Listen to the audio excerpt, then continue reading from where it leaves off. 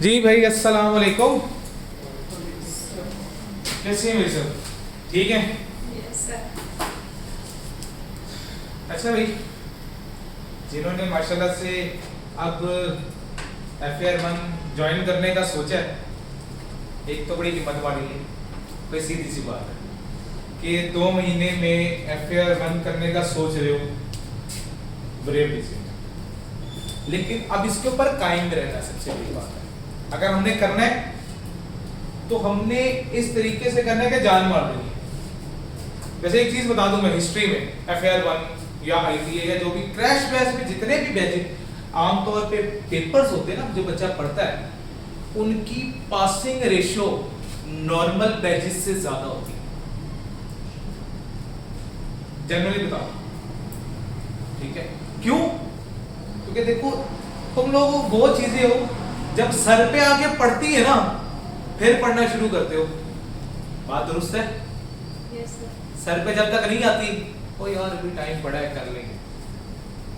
तो ये चीज है कि ये कभी ना सोचना कि अच्छा यार 2 महीने हैं, 2.5 महीने हैं, क्या हम कोर्स कवर हो जाएगा। लेकिन जान मारनी पड़ेगी, शर्त।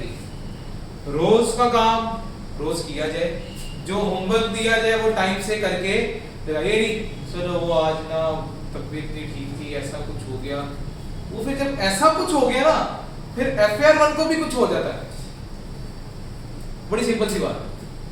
तो अगर हमने प्रॉपरली इसको तैयार करना है विद इन 2 मंथ्स, तो हमें कोशिश पूरी करनी है, जान पूरी मारनी है। एक तो मेरी तरफ से कोशिश होगी जितनी जान मैं मार सकता हूँ आप लोगों के साथ करूँ, मगजमारी जितनी करनी है वो मैं करूँ, प्लस आपकी तरफ से भी इनपुट चाहिए। खाली मेरा इनपुट तो काफी नहीं है ना, सामने का इनपुट भी जरूरी है। तो लिहाजा हमने क्या करना है, हमने जान मारनी है पूरी। जिस हद तक कोशिश कर सकते हैं उस हद तक हमने कोशिश करनी है, और हमने कोर्स को इंशाल्लाह कवर करना है। इसमें अब ये होगा कि जितना काम दिया जाएगा वो काम साथ साथ करेंगे, जो चीजें कराई जाएंगी वो काम साथ साथ मुकम्मल करेंगे। जो चीज मसला करेगी वो आप लोगों ने डिस्कस कर लेनी है कि सर हमें ये चीज है, फलां चीज है, ये हमें समझ नहीं आई, लिहाजा हमें ये डिस्कस करते हैं। ये कॉन्सेप्ट है, ये हमारा थोड़ा सा वीक रह गया है, ये हमें दोबारा एक बार बता दो, कोई मसला नहीं, लेकिन काम साथ साथ होना चाहिए। क्लियर होगी बात? तो हिम्मत मारेंगे, कोशिश पूरी करेंगे, पर जब तक हिम्मत है तब तक FAR1। ठीक होगी बात? चलो लो जी, पहला चैप्टर हम शुरू करने लगे हैं IAS 16 का। पहले चैप्टर किसकी बात होने लगी है? IAS 16 क्या है ये? Property, plant and equipment. Property, plant and equipment, PPE भी बोलते हैं इसे। इसके अंदर बेसिकली किन एसेट्स के बारे में बात की जाती है? एक तो पहली चीज टेंजिबल एसेट्स। पहली चीज क्या है? टेंजिबल। टेंजिबल एसेट्स क्या है? जिनको हम हाथ लगा सकते हो। लाइक ये AC है, ये क्या है? ये टेंजिबल एसेट है, इसको हाथ लगाया जा सकता है ना, हाथ लगा सकता हूं। ये कुर्सी टेंजिबल एसेट है, इसको हाथ लगाया जा सकता है। ठीक है, अब एसिड क्या थे? ये तो डेफिनेशन याद होगी, ITA में हमने पढ़ी थी। What is acid? दो फ्यूचर है, मुझे क्या दे? इकोनॉमिक बेनिफिट प्रोवाइड करे, उसको हम क्या बोलते हैं? एसिड बोलते हैं। अब हमने कहा भाई हमें क्या चाहिए? हमें टेंजिबल एसिड्स के बारे में बात की। वो एसिड जिनको हम हाथ लगा सकते हो, वो प्रॉपर्टी, प्लांट एंड इक्विपमेंट के अंदर आते हैं। लेकिन वो भी कौन से वाले? जिन्होंने 1 साल से ज्यादा अरसे तक बेनिफिट प्रोवाइड करना है। जिन्होंने 1 साल से ज्यादा अरसे में बेनिफिट प्रोवाइड करना है, वो एसिड जो है वो क्या कहलाएंगे? प्रॉपर्टी, प्लांट, इक्विपमेंट कहलाएंगे। टेंजिबल होना पहली शर्त। दूसरी शर्त क्या है? 1 साल से ज्यादा दिन तक इस्तेमाल हो। ठीक है, तो हमने क्या कहना है कि ये क्या कहलाएगा? प्रॉपर्टी, प्लांट एंड इक्विपमेंट कहलाएगा। ठीक, अब उसमें क्या क्या चीज आ जाती है? बिल्डिंग, लैंड, ठीक है। फिर हमारे पास क्या आ गया, इक्विपमेंट, किसी किस्म का कोई प्लांट, किसी किस्म की कोई मशीनरी, किसी किस्म की कोई व्हीकल, ये सारी चीजें किसके अंदर आ रही है, प्रॉपर्टी, प्लांट एंड इक्विपमेंट में आ रही है। अब ये क्या है, ये वो एसिड्स हैं जिनको मैं क्या करूंगा, इस्तेमाल करूंगा। जब इस्तेमाल करने जाऊंगा तो इनकी इस्तेमाल करने की वजह से क्या है, इनमें इनकी कीमतों में गिरावट आएगी, कमी आएगी। उस कमी को क्या बोलते हैं, डेप्रिसिएशन। उस कमी को क्या बोलते हैं, डेप्रिसिएशन। सर लैंड की तो नहीं होगी? हाँ, लैंड इसके अंदर एक्सेप्शन केस है। लैंड की क्यों नहीं होगी, उसकी रीजन भी सुन लो। क्योंकि हम डेप्रिसिएट करते हैं ओवर द लाइफ एसिड को। एसिड को क्या करते हैं, ओवर द लाइफ डेप्रिसिएट करते हैं। लैंड की तो कोई लाइफ ही नहीं है। जमीन तो हमेशा रहने वाली चीज है। जमीन तो खत्म नहीं हो सकती जब तक कयामत ना आ जाए। कयामत आने तक जमीन ने तो वही काम नहीं करना। सर लेकिन अर्थक्वेक भी तो आते हैं। तो अर्थक्वेक आने से क्या, जमीन को सिर्फ क्या होगा, खड्डा पड़ जाएगा या उसके अंदर क्या हो जाएगी, तो दरार आ जाएगी। जमीन तो वही रहेगी। सर जमीन स्लाइडिंग भी तो होती है, जमीन खराब हो जाती है। जमीन खराब होना एक अलग चीज है। खराब होने को हम क्या कहेंगे, उसके लिए कॉस्ट स्टैंडर्ड है, ठीक है। उसके लिए हमने कॉस्ट स्टैंडर्ड पढ़ना है, ठीक है, कि उसके अंदर क्या आ जाए, तब उसको बोलते हैं इंपेयरमेंट। उसके लिए हम पढ़ेंगे IS 36। डेप्रिसिएशन क्या होती है, डेप्रिसिएशन हमेशा याद रखो, इस्तेमाल करने की वजह से जो कमी आई। अभी इस्तेमाल तो नहीं किया ना, ये तो अर्थक्वेक क्या आया, डिजास्टर। तो जब डिजास्टर आया, कोई ऐसी चीज, कोई अनहोनी चीज हुई जिसकी वजह से उसकी वैल्यू में कमी आई, that is not depreciation, that is impairment, जो IS 36 है, जो अगला चैप्टर है जो पढ़ेंगे, ठीक होगी ना बात। तो डेप्रिसिएशन के इस्तेमाल करने की वजह से कीमतों में जो कमी आए उसको क्या बोलते हैं, डेप्रिसिएशन। क्लियर होगी बात। अब ये डेप्रिसिएशन है क्या, इट इज एन एक्सपेंस। ये क्या है, एक्सपेंस। जितनी चीज हम इस्तेमाल करेंगे, मतलब फॉर एग्जांपल मैंने कहा मेरा एसी है, एसी में 1 लाख रुपए का लेकर आया, आके मैंने इंस्टॉल करा दिया। अब वो 1 लाख रुपए कितने साल तक चलेगा, 10 साल तक चलेगा। तो हर साल मैं कितना बेनिफिट हासिल कर रहा हूं इससे, 10,000 का बेनिफिट हासिल कर रहा हूं। तो वो 10,000 मेरे लिए क्या है, जितना बेनिफिट मैंने उससे हासिल किया, इट इज एन एक्सपेंस। ये मेरा खर्चा है, ये मेरा खर्चा है उस साल का। तो depreciation is an expense and it is a non cash expense. इसमें कैश का इन्वॉल्व नहीं हो रहा। क्यों, कैश एक बार इन्वॉल्व हो चुका, कब, जब मैंने उस एसिड को परचेज किया था। खरीदने के ऊपर उसके ऊपर एक्सपेंस यानी कि उसके ऊपर खर्चा हो चुका था, एक्सपेंडिचर हो चुका था। उस एक्सपेंडिचर के भी आगे हम क्या पढ़ेंगे, 2 हिस्से पढ़ेंगे। एक क्या होता है, कैपिटल एक्सपेंडिचर होता है, और दूसरा क्या होता है, रेवेन्यू एक्सपेंडिचर होता है। उसके बारे में बात हम अलग करेंगे कि what is capital expenditure and what is revenue expenditure. Okay होगी बात। फिर अगली बात क्या आ गई, it is the estimated expense. ये मेरा क्या है, एक एस्टिमेटेड एक्सपेंस। ये सिर्फ अंदाजा है कि इतने की चीज इस्तेमाल हो गई, ये पत्थर पे लकीर नहीं है। मतलब जैसे मैं कह दूं भाई ये तो मेरी मर्जी है ना, मैं डेप्रिसिएशन किस मेथड से कैलकुलेट करूं। हमने आईटीए पढ़ी है, आईटीए में हमने डेप्रिसिएशन के 5 मेथड पढ़े थे, ठीक है। एक कौन सा था, स्ट्रेट लाइन, एक क्या था, रिड्यूसिंग बैलेंस, एक क्या था, यूनिट प्रोड्यूस्ड, एक क्या था, सम ऑफ डिजिट मेथड, और सर्विस आवर्स मेथड। 5 मेथड थे जो हमने डेप्रिसिएशन के वहां पे पढ़े थे। इसके अलावा और भी डेप्रिसिएशन के मेथड। तो ये सिर्फ क्या है, ये तो मेरा एस्टिमेट है, मैं तो अपने एस्टिमेट के मुताबिक क्या कर रहा हूं, डेप्रिसिएशन को कैलकुलेट करने की कोशिश कर रहा हूं। ठीक होगी ना बात। तो ये तो मेरा अपना तरीका, भाई मैं जिस मर्जी तरीके से डेप्रिसिएशन को क्या कर लूं, कैलकुलेट कर। क्लियर होगी बात, इसमें कोई मसला।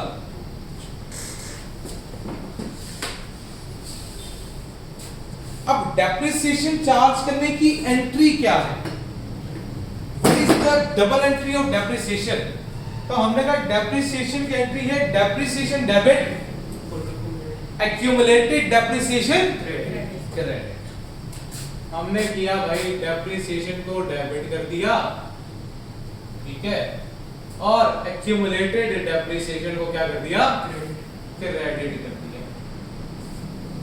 अब डेप्रिसिएशन को मैंने क्या कहा था, ये एक्सपेंस है, और एक्सपेंस जब भी इंक्रीज होता है तो डेबिट होता है।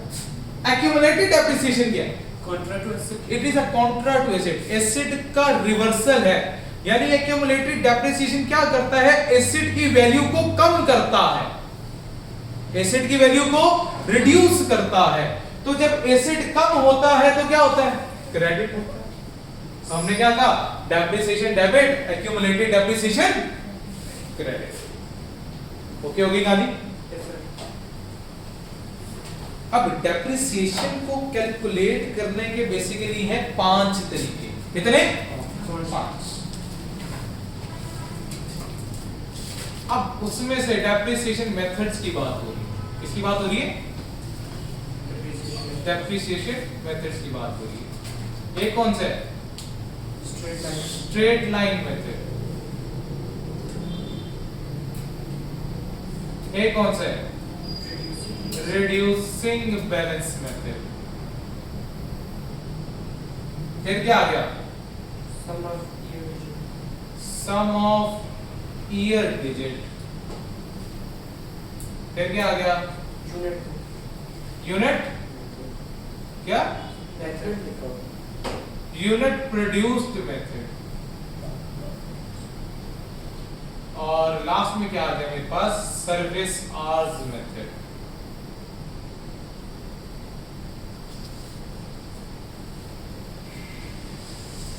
इसमें से अगर मैं अपने सिलेबस के हिसाब से बात करूं FR1 के सिलेबस के हिसाब से, तो ये जो पहले 2 मेथड हैं, पहले 2 मेथड हैं, ये मेरे सगे हैं, और ये बाकी 3 मेरे क्या हैं, सुतेले हैं। तो ये सारे बहन भाई ना, 2 सगे 3 सुतेले। सुतेले कौन होते हैं बोला, वो जिनको हम पूछते भी नहीं होते हैं, लेकिन उनका हमें नहीं पता होता। उनको कभी कभार जो है देख लेते कि हाँ भाई ये भी हैं या इसी तरह इस डेप्रिसिएशन मेथड में भी ऐसी है। सबसे ज्यादा कौन से सवाल होंगे, स्ट्रेट लाइन और ये 3 कभी कभी देख लिया करेंगे कि अच्छा ये भी एग्जिस्ट करते हैं हमारी दुनिया में। अव्वल नहीं करते, लेकिन फिर भी थोड़ी बहुत ही इनकी हमारी दुनिया में जगह, इन 2 की जगह ही जगह। ये दोनों मेरे बहुत करीबी हैं, जिगरी हैं। ये तीनों क्या हैं, बस ऐसे ही हैं, जिनको हम देख के कभी कभार क्या कर देते हैं, इग्नोर ही कर देते हैं।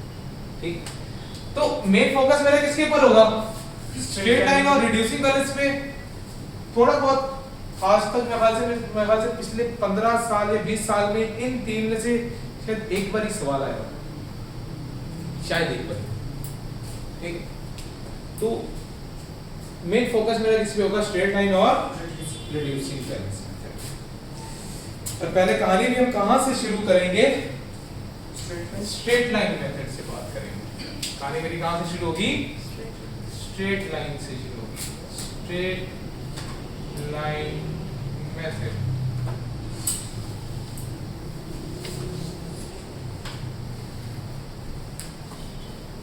स्ट्रेट लाइन मेथड में क्या होता है, स्ट्रेट लाइन मेथड में डेप्रिसिएशन ओवर द टाइम बराबर से डिस्ट्रीब्यूट होती है।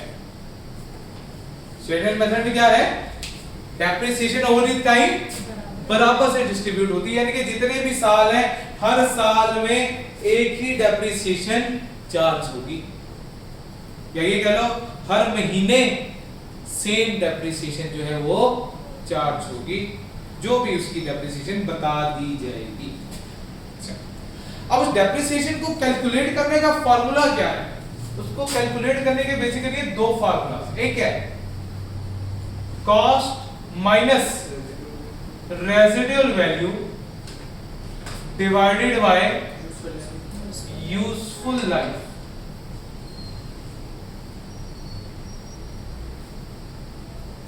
और दूसरा क्या है, cost minus residual value multiply by depreciation rate. ये दो फॉर्मूला बताओ।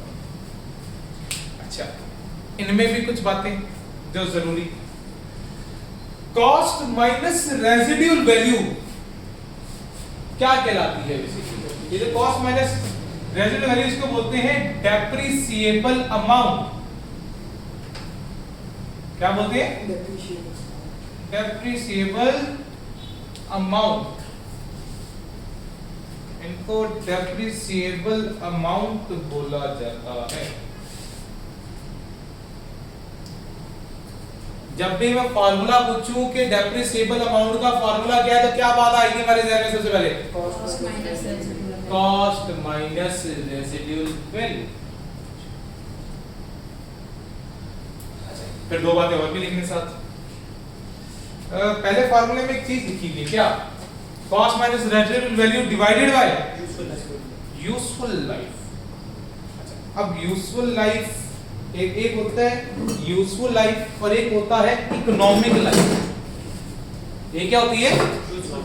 एक यूजफुल लाइफ है और एक क्या है? इकोनॉमिक लाइफ है। What is the difference between useful life and economic life? Anyone? Useful life जितना हमारे यूज हो चुका है हमारे लिए, और इकोनॉमिक लाइफ वो जितना वो यूज हो सकता है। हाँ जी। इकोनॉमिक लाइफ मतलब जब से हम एसेट को परचेज कर लेते हैं, जब से हमारे अकाउंट्स में वो आ जाता है, और यूजफुल लाइफ मतलब जितना जितना हमने उसे अपनी कंपनी वगैरह में यूज किया है। यूजफुल लाइफ जितना हम उसे यूज कर सकते हैं। और इकोनॉमिक? यूजफुल लाइफ में तो वही है ना, आपने एसेट खरीदा वो जितना यूज हो रहा है उसका यूजफुल लाइफ हो गई, और इकोनॉमी आई थिंक उसको मुझे इतना यूजफुल लाइफ होता है कि आपकी कंपनी, क्योंकि हम जितनी भी काउंटिंग करें किसके पॉइंट ऑफ व्यू से करें? हम कौन है? हम बिजनेस हैं। हम कौन है? हम बिजनेस हैं। हम जितनी भी काउंटिंग करते हैं बिजनेस के पॉइंट ऑफ व्यू से करते हैं। ठीक होगी ना बात? तो बिजनेस ने उसको कितने अरसे तक इस्तेमाल करना है, that is a useful life. Economic life क्या है? असल में उसकी जिंदगी कितनी है। मतलब फॉर एग्जांपल एक एसिड है, उसकी लाइफ 15 साल है, लेकिन मैंने उस एसिड को खरीदा है सिर्फ 10 साल इस्तेमाल करने के लिए। मैंने इसको खरीदा है सिर्फ 10 साल इस्तेमाल करने के लिए, तो मेरे लिए यूजफुल लाइफ क्या है?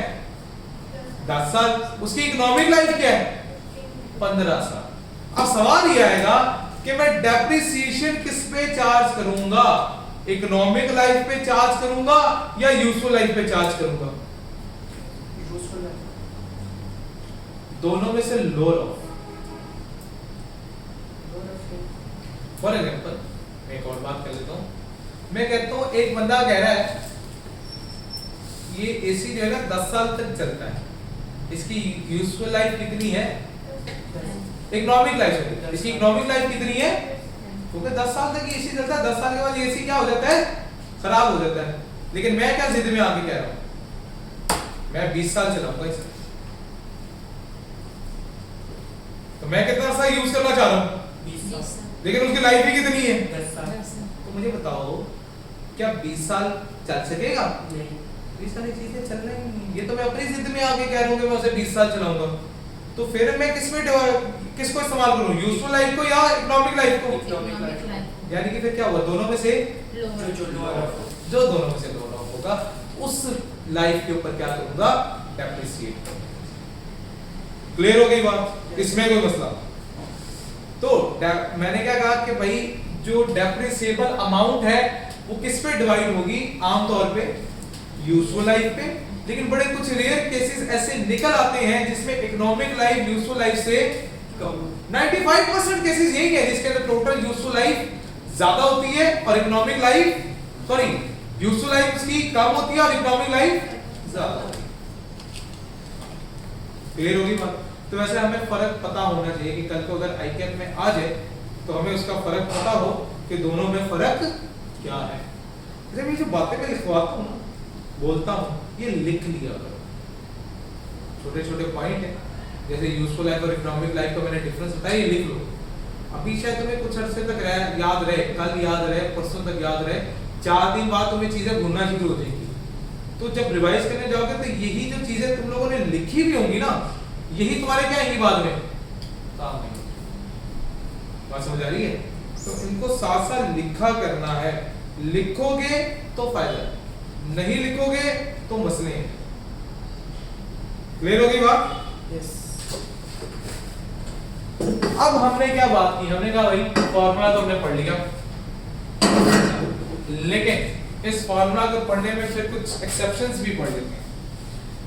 हो सकता है हमें कभी कभार वो रेट प्रोवाइड ना करे, रेट ना प्रोवाइड करे, बल्कि क्या करते हैं उसकी यूजफुल लाइफ प्रोवाइड करते। क्या करते हैं उसकी? अच्छा, ये सिर्फ किसके पॉइंट ऑफ व्यू से पढ़ना है, ये बात याद रखो। ये दोनों फार्मूला आप पढ़ रहे हो, ये एमसीक्यूज फॉर्मेट के लिए याद रखना कि ये फार्मूला आपको किस हवाले से पता होनी चाहिए, सिर्फ एमसीक्यूज के हवाले से। इनको प्रैक्टिकल क्वेश्चंस में अप्लाई ना करें। प्रैक्टिकल क्वेश्चंस में अगर उसने यूजफुल लाइफ दी हुई है तो बस यूजफुल लाइफ के मुताबिक ही आप डेप्रिसिएशन चार्ज करो, आपको उसको रेट में कन्वर्ट करने की कोई जरूरत नहीं है। तो काइंडली उसको रेट में कन्वर्ट ना कीजिएगा, आप ऐसे भी चीजें इस्तेमाल कर सकोगे, लेकिन हमें पता जरूर होना चाहिए फॉर्मूला। ठीक है, तो इसके साथ लिख लो कि जस्ट फॉर एमसीक्यूज पर्पस इसको हमने याद रखना है, प्रैक्टिकली हम इसको कहीं भी अप्लाई नहीं करेंगे। अब उसने 2 तरीके बताए रेट को कैलकुलेट करने के डेप्रिसिएशन।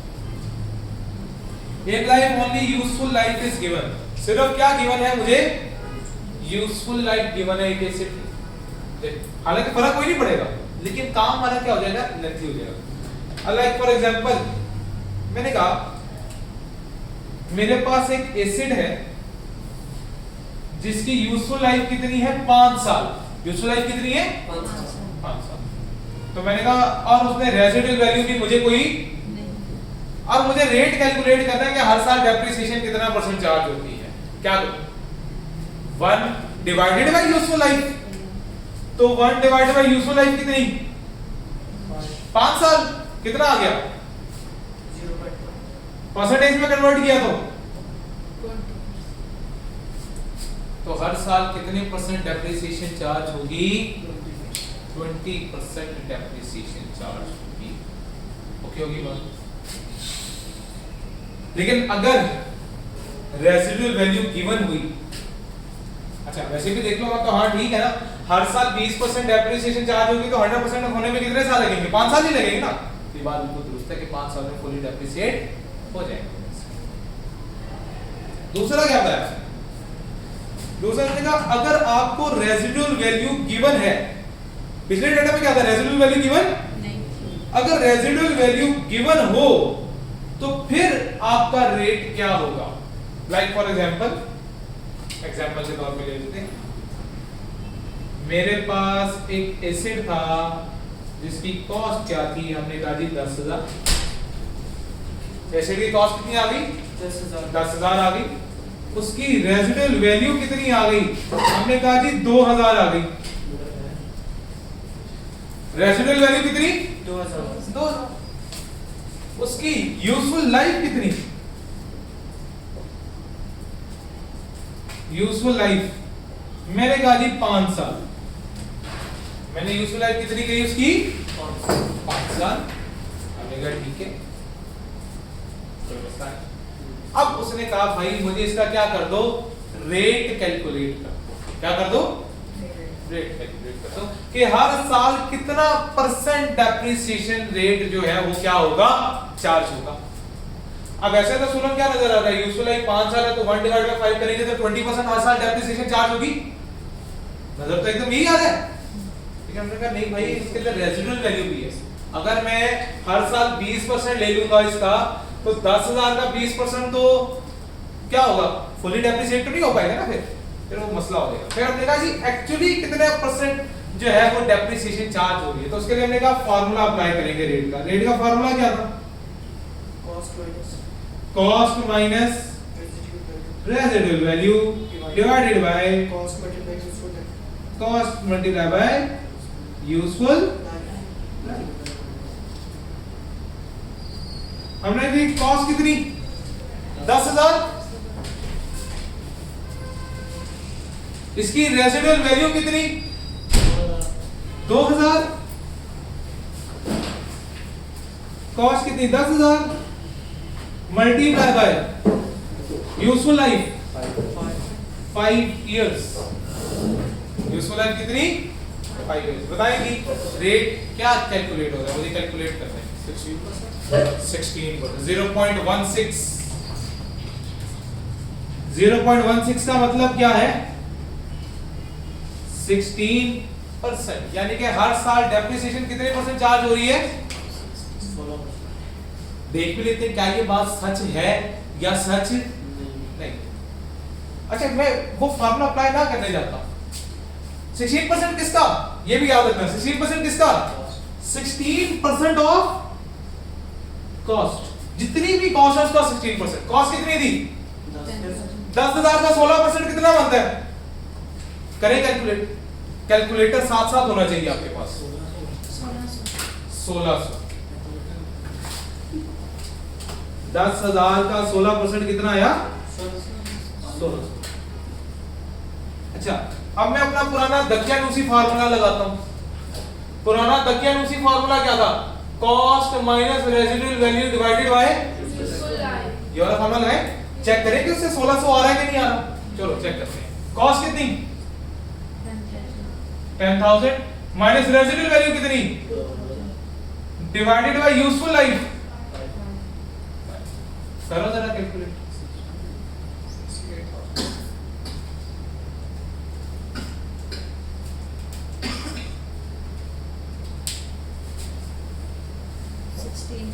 इसका मतलब है डेप्रिसिएशन दोनों फॉर्मूला से सेम ही कैलकुलेट होती है।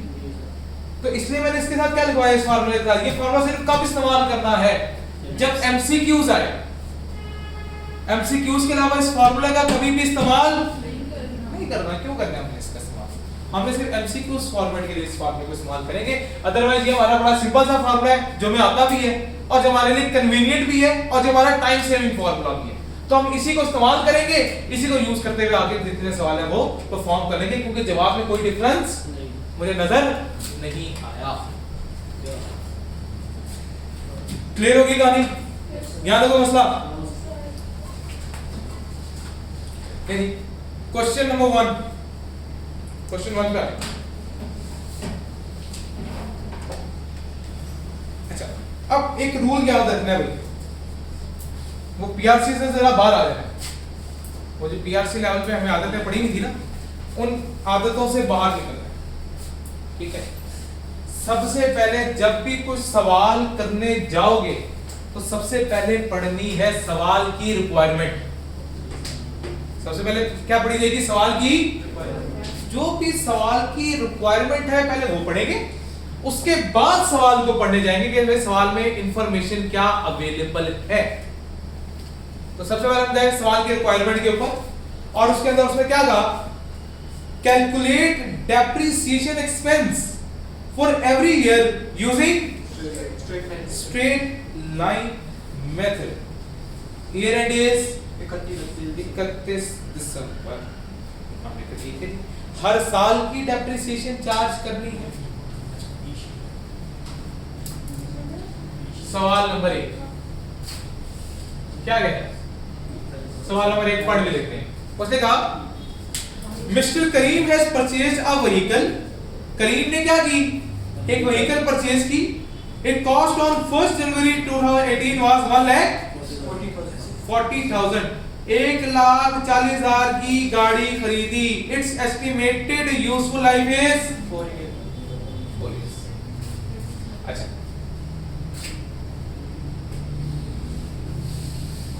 पहली चीज, मेरे साल का आखिरी दिन क्या है। सवाल की रिक्वायरमेंट ने बता दिया, ईयर एंड इज 31 दिसंबर। तो इसका मतलब है साल का पहला दिन कौन सा बनेगा, क्या साल के पहले दिन ही एसिड खरीदा गया? Yes, sir. चलो, ठीक है। अभी मैं कौन से साल की ईयर 1 की डेप्रिसिएशन कैलकुलेट करने लगा हूं। डेप्रिसिएशन फॉर ईयर 1 फार्मूला क्या था? कॉस्ट कितनी माइनस रेसिडुअल वैल्यू कोई भी नहीं है तो माइनस 0। वहां पे ये नहीं है जबरदस्ती कि नहीं भाई मैं कोई वैल्यू लिख के आऊंगा, ये वाला काम नहीं करना। नहीं है तो नहीं है। डिवाइडेड बाय यूजफुल लाइफ कितनी? 4 साल। कितना आ गया? 35,000। क्या ये पूरा साल इस्तेमाल हुआ है? पहले साल ही, साल के पहले दिन से लेकर साल के, अगर पूरा साल इस्तेमाल ना हो तो फिर हम क्या करते हैं? मंथ की वर्किंग करते हैं। अच्छा, अगर पूरा साल इस्तेमाल हो रहा है तो अगले साल भी पूरा साल इस्तेमाल होगा, उससे अगले साल भी पूरा इस्तेमाल होगा, उससे अगले साल भी। तो इसका मतलब हर साल की डेप्रिसिएशन यही आई। बार बार मुझे यही कैलकुलेशन करनी है तो मैं इसी के साथ एक बार ही लिख देता हूं। क्या? 35,000 एवरी ईयर, हर साल की डेप्रिसिएशन यही है। क्लियर हो गई? यही रिक्वायरमेंट थी, पूरी कर दी, सवाल खत्म। सवाल नंबर 2, सवाल नंबर 2 की क्या रिक्वायरमेंट है? Depreciation. Calculate the depreciation expense for the year ended 31 December 2019, 20, 21 और क्या कह रहा है? Mr Uber has purchase a plant. Uber ने क्या की? प्लांट परचेज की। It cost 1 January in cost on 1 January 2019 was 1 lakh, 1,40,000 का खरीदा। एंड इट्स कबाड़िया कॉस्ट इज 20,000। इसकी कबाड़िया की कॉस्ट कितनी है? कबाड़िया की कॉस्ट से मुराद क्या है? रेसिडुअल वैल्यू, यानी कि जब एसिड मेरे इस्तेमाल का नहीं रहेगा तो उसके बाद में उसको कितने का सेल कर सकता हूं, दैट इज रेसिडुअल वैल्यू। कबाड़िए की कॉस्ट रद्दी में जाएगी ना फिर तो रद्दी वाली कॉस्ट ठीक होगी। तो रद्दी वाली कॉस्ट कितनी? 20,000। हमने कहा ठीक है। डेप्रिसिएशन फिर से कैलकुलेट करने गए, पहले साल की कॉस्ट कितनी? 1,40,000। कबाड़िया कॉस्ट कितनी? 20,000 divided by useful life. Depreciate multiply करेंगे। क्या दिया हुआ? रेट दिया हुआ है। Yes sir. चलो फिर इसका मतलब मुझे डिवाइड नहीं करना बल्कि इसको क्या करना है? डेप्रिसिएशन रेट से मल्टीप्लाई करना है। कितना भाई? 10%। 10% जी। 12,000। 12,000। ये एसिड के साल के पहले दिन खरीदा गया या साल के दरमियान में? पहले दिन। साल के पहले दिन खरीदा गया। इसका मतलब इसके ऊपर भी कोई फ्रैक्शन की वर्किंग नहीं होगी। और अगले आने वाले सालों में भी ना कोई एडिशन हुई ना कोई डिलीशन हुई। ठीक हो गया ना? ना कोई एसिड आया ना कोई गया। तो इसका मतलब हर साल की डेप्रिसिएशन क्या है? 12,000 ही रहेगी। हर साल सेम डेप्रिसिएशन रहेगी, इसके अंदर कोई चेंज आने वाला नहीं है। तो क्या हमने कहा था स्ट्रेट लाइन में हर साल डेप्रिसिएशन क्या होती है? बराबर होती है। ओके होगी बात? लो जी, सवाल नंबर 3। सवाल नंबर 3 पढ़े।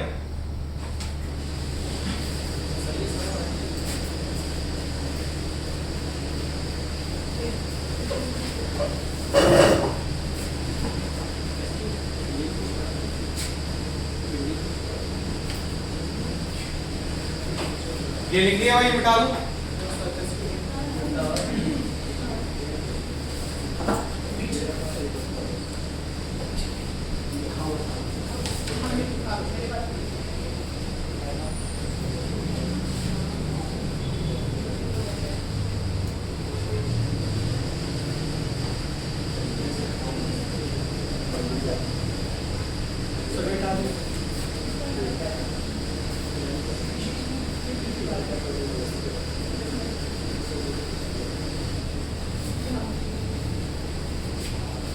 और हमने थोड़ी सी कोशिश करनी है कि हम बातों से थोड़ा सा क्या करें, अवॉइड करें। ऐसी है ना? अच्छा जी, सवाल नंबर 3, सवाल नंबर 3 की requirement, prepare machine account, depreciation account and,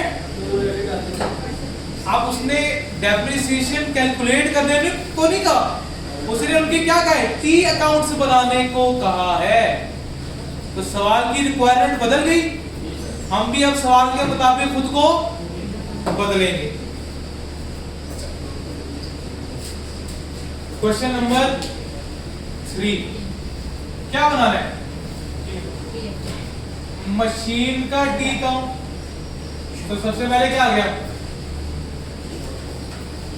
machine account आ गया।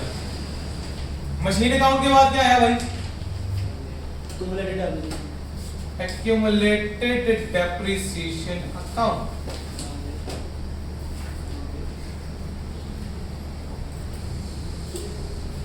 लो जी, अच्छा जैसे एक चीज याद रखना,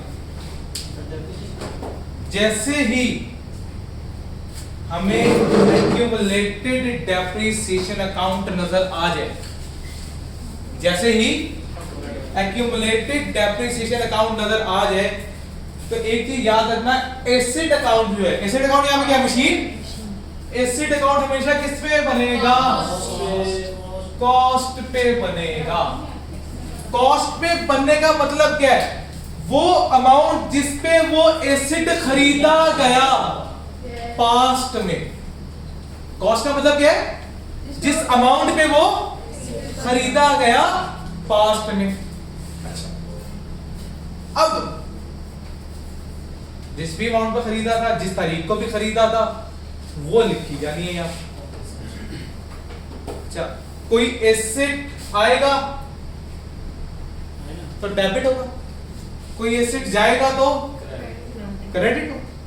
यानी कि एसेट की आनिया और एसेट की जानिया दोनों किस पे रिकॉर्ड होंगी, कॉस्ट पर रिकॉर्ड होंगी। क्या बात की, एसेट की आनिया, एसेट की जानिया। नहीं, ये वो वाली जानिया नहीं है जो तुम लेके बैठे हो, ठीक है, अकाउंटिंग में आ जाओ, ठीक है ना। तो हमने क्या कहा, एसेट की आनिया, एसेट की सारी किस पे रिकॉर्ड होंगी, कॉस्ट पे। कॉस्ट कौन सी, जिसपे वो खरीदा गया था, जिसपे वो हिस्टोरिकल कॉस्ट, जिसको क्या बोलते हैं, हिस्टोरिकल कॉस्ट। क्लियर होगी बात। लो जी, मशीन किस तारीख को खरीदी, 1/1/2016 को खरीदी। एसेट को खरीदने की एंट्री, मशीन डेबिट, कैश या बैंक क्रेडिट। तो मशीन डेबिट होगा था, मशीन बढ़ा तो डेबिट होगा, किसके अगेंस्ट, कैश या बैंक के अगेंस्ट। कितने का, कितने का भाई, 1,20,000। बेटा बैंक भी लिख सकते हैं, कैश भी लिख सकते हैं, चॉइस है, कोई मसला नहीं है। किसी ने बैंक लिख दिया, किसी ने कैश, कोई बात नहीं है बेटा, कुछ भी लिखा जा सकता है, कैश भी लिख सकते हैं, बैंक भी लिख सकते हैं। कितने का खरीदा भाई, 1,20,000। कोई एसेट की आनिया हुई हो 2016 में, कोई एसेट की और जानिया हुई हो, कुछ नहीं हुआ, तो साल के आखिर में क्या कर दूं फिर इसको, कौन साल का आखिरी डेट क्या होगा, 31/12/16। कितना, 1,00,000। क्या उसने साल का आखिर खुद बताया था, उसने बताया था कि ईयर एंड मेरा कब हो रहा है, 31 दिसंबर को हो रहा है। लो जी, ये साल क्या हो गए मेरे, क्लोज हो गए। अब जैसे ही साल में क्लोज करूंगा, क्या करूंगा, 2 लाइनें लगा दूंगा। इन 2 लाइनों का लगाने का मतलब क्या है, साल मेरा, अच्छा ये ध्यान में रखना, ये दोनों लाइनें एक दूसरे के आमने सामने आनी चाहिए। कुछ लोग बड़ी गड़बड़ करते हैं, तो पता क्या करते हैं, दो लाइनें यहाँ पे ठोकी, दो लाइनें यहाँ पे ठोकी और इससे नीचे शुरू कर दिया, नहीं, आमने सामने दोनों लाइनें लगानी है और फिर अगले साल को क्या करना है, शुरू करना है। पिछले साल का क्लोजिंग अगले साल का ओपनिंग बन गया कितना, 1,20,000। कोई एसिड आया हो, नो सर, कोई एसिड गया हो, नो सर, तो मैं साल के आखिर में क्या कर दूं, क्लोज कर देनी। कितना, 1,20,000। किसी साल में कुछ आया हो कुछ गया हो, किसी साल में कुछ आया क्या नहीं, तो बस इस साल का क्लोजिंग अगले साल का ओपनिंग बना और फिर यही क्या बन गया, दोबारा से क्लोजिंग बन गया। क्योंकि हमने कितने साल के नोट मांगे, 4 साल के, तो 1 साल और करेंगे। पिछले साल का क्लोजिंग अगले साल का ओपनिंग बना कितना, 1,20,000 और साल के आखिर में क्या कर दिया, इसको क्लोज कर दिया। कितना, 1,20,000। तो क्या कर दिया मैंने, क्लोज कर दिया। कितने से, 1,20,000। फिर किसकी तरफ आया मैं, एक्यूमुलेटेड डेप्रिसिएशन की तरफ। अच्छा, एक्यूमुलेटेड डेप्रिसिएशन के हवाले से एक बात है, इसकी नेचर क्या होती है, क्रेडिट नेचर। क्योंकि ये क्या है, एसिड को रिड्यूस करता है, तो एसिड जब भी कम होता है तो क्या होता है, क्रेडिट होता है। तो हमने कहा कि इसकी नेचर क्या है, क्रेडिट नेचर है, यानी कि डेप्रिसिएशन में जब भी इजाफा होगा तो इसको मैं क्या करूंगा, क्रेडिट करूंगा, और जब भी डेप्रिसिएशन में कमी आएगी तो डेबिट करूंगा। तो साल के आखिर में मैंने क्या करनी है, डेप्रिसिएशन चार्ज करनी है। कौन सी तारीख को पहली डेप्रिसिएशन चार्ज होगी, 31/12/16 डेप्रिसिएशन। उसके लिए क्या करूंगा, वर्किंग नंबर 1, नहीं, वर्किंग नंबर 1 डेप्रिसिएशन। जी, स्ट्रेट लाइन मेथड था, यस क्या सवाल ने बोला, सर, सवाल ने कहां बोला, आखिर में बोला depreciation method is straight line. Straight line का फॉर्मूला क्या था, कॉस्ट कितनी, 1,20,000 minus residual value 0 divided by useful life. कितनी आ गई depreciation, 30,000 every year, 30,000 every year. तो 30,000 की डेप्रिसिएशन आ गई। एंट्री क्या पास हुई इस डेप्रिसिएशन की, डेप्रिसिएशन डेबिट, एक्यूमुलेटेड डेप्रिसिएशन। तो एक्यूमुलेटेड डेप्रिसिएशन को तो मैंने क्या कर दिया, इसको डेबिट करना बाकी है, तो एक मैंने और अकाउंट बना दिया। कौन सा, डेप्रिसिएशन अकाउंट।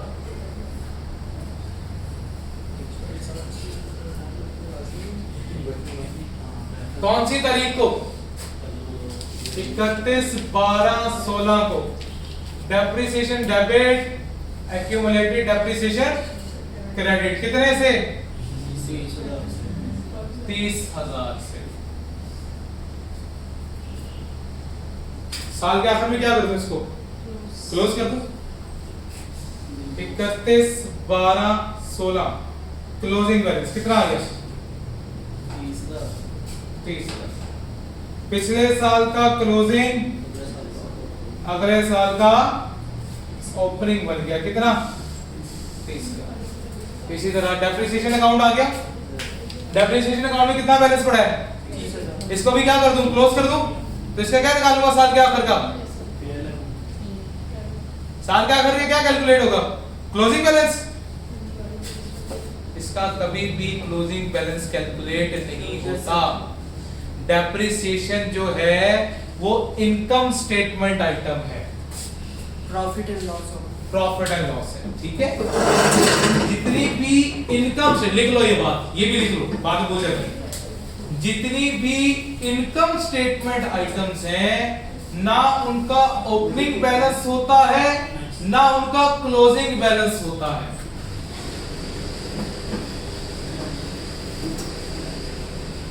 क्या लिखो ये बात, जितनी भी इनकम स्टेटमेंट आइटम्स होती हैं, ना उनका ओपनिंग बैलेंस होता है ना उनका, क्योंकि इनकम स्टेटमेंट तो एक साल की बनती है। इनकम स्टेटमेंट के साथ क्या लिखते थे? फॉर द ईयर एंडेड, सिर्फ उस साल की बात होती है, उस साल में की कहानी लिखी जाती है और उसी साल में उसको खत्म कर दिया जाता है। तो लिहाजा जब भी हम बात करेंगे तो हम कहेंगे इनकम स्टेटमेंट आइटम्स जितनी भी है, चाहे वो डेप्रिसिएशन है, चाहे वो सैलरीज है, चाहे वो वेजेस है, कुछ भी है, उसका ना ओपनिंग बैलेंस होगा ना ही क्लोजिंग बैलेंस होगा। लेकिन जितनी भी बैलेंस शीट आइटम्स हैं, जो कुछ भी हम बैलेंस शीट में लिखते हैं, उनका ओपनिंग बैलेंस भी होता है, उनका क्लोजिंग बैलेंस भी होता है। क्यों? क्योंकि बैलेंस शीट के साथ क्या लिखते हैं? As eight. बैलेंस शीट के साथ क्या लिखा जाता है? As eight. एज एट का मतलब क्या है? जब से वो कंपनी बनी तब से अब तक के तमाम खाते उसके अंदर मौजूद हैं। किस डेट से? जब से हमने वो कंपनी खरीदी तब से ईयर एंड जो भी मेरा चल रहा होगा उस डेट तक के सारे खाते मौजूद होंगे। तो इसलिए उसका ओपनिंग भी होता है, उसका क्लोजिंग भी होता है। ओके होगी कहानी? तो हमने कहा भाई इसका तो क्लोजिंग है, ये फिर कहां ट्रांसफर होगा? ये पीएनएल में जाएगा। ये कहां ट्रांसफर होगा? पीएनएल में जाएगा। कितना जाएगा? 30,000। 30,000 कहां ट्रांसफर हो गया? पीएनएल में ट्रांसफर हो गया। लो जी, अगला साल आया। अगले साल में ना कोई एडिशन ना कोई डिस्पोजल। फिर साल के आखिर में क्या करेंगे? डेप्रिसिएशन चार्ज करेंगे। डेप्रिसिएशन की एंट्री, डेप्रिसिएशन डेबिट किसके अगेंस्ट? कितनी? 30,000। और एक्यूमुलेटेड डेप्रिसिएशन क्रेडिट कितने से? 30,000 से। क्यों? क्योंकि भाई हर साल स्ट्रेट टाइम में डेप्रिसिएशन क्या रहती है? बराबर ही रहती है। कोई एडिशन को डिस्पोजल कुछ नहीं। साल के आखिर में क्या कर दूं? क्लोज कर दूं। 31/12/17 क्लोजिंग बैलेंस कितना?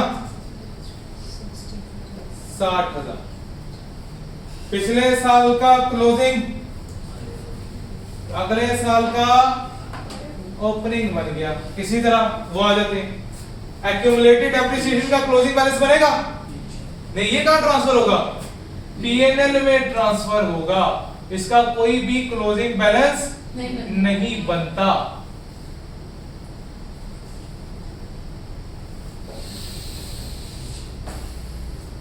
ये 2018 में आ गए। 2018 में फिर हमने क्या किया? 31/12/18 को हमने चार्ज की डेप्रिसिएशन। एंट्री क्या पास हुई? Depreciation debit, accumulated depreciation credit.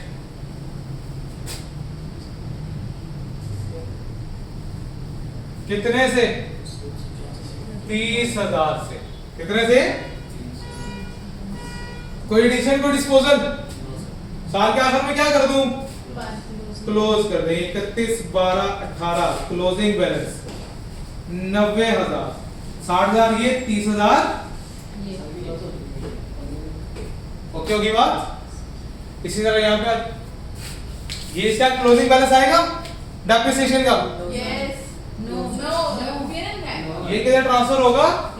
PNL में ट्रांसफर होगा 31/12/18 को।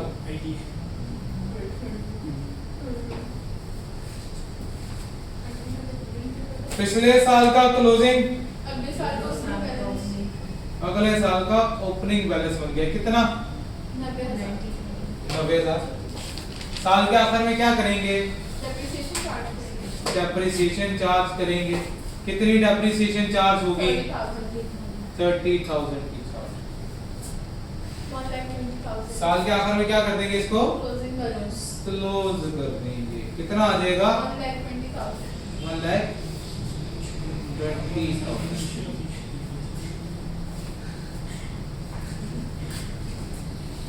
इसी तरह यहाँ पे चार्ज हो गए 31, 12, 19 किसके अगेंस्ट? एक्यूमुलेटेड डेप्रिसिएशन के अगेंस्ट।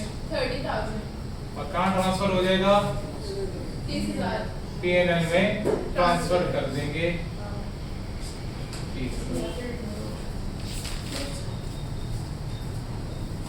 जी इस सवाल में अभी तक कोई मसला? नो सर यहाँ तक की कहानी क्लियर है? यस सर पक्की बात है? Yes sir okay. अच्छा कुछ चीजें ना मैं इस सवाल से एक्स्ट्रा करवाने लगा। इस सवाल की रिक्वायरमेंट नहीं है लेकिन मैं फिर भी करवाने लगा। उसके क्या बोलते हैं? Income statement extract and balance sheet extract. क्या करवाने लगा? इनकम स्टेटमेंट एक्सट्रैक्ट और बैलेंस शीट एक्सट्रैक्ट अभी एक्सट्रैक्ट्स क्या होते हैं? किसी को पता हो कुछ एक्सट्रैक्ट्स के बारे में?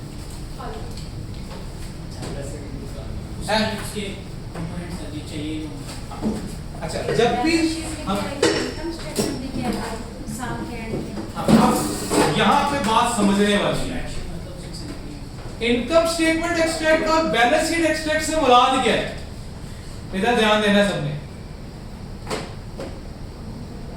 पूरी इनकम स्टेटमेंट नहीं बनानी, ना ही पूरी बैलेंस शीट बनानी है, ना ही पूरी इनकम स्टेटमेंट बनानी है, ना ही पूरी। सिर्फ वो वाला डाटा लिखना है जो डाटा मुझे सवाल में लाइक इनकम स्टेटमेंट के हवाले से बात करते हैं। किसके हवाले से बात करूं? इनकम स्टेटमेंट के हवाले से बात करूं। कंपनी का कुछ नाम था? कंपनी का फिलहाल कोई नाम नहीं है, वरना आमतौर पे क्या होता है? कंपनी का नाम लाइक उसका फॉर्मेट क्या होता है? मैं कह देता हूं ऐसे ही, ठीक है, मैं कह देता हूं यहाँ पे कि भाई कंपनी का हम कोई नाम रख लेते हैं, ठीक है। मैंने कह दिया जी अमान limited.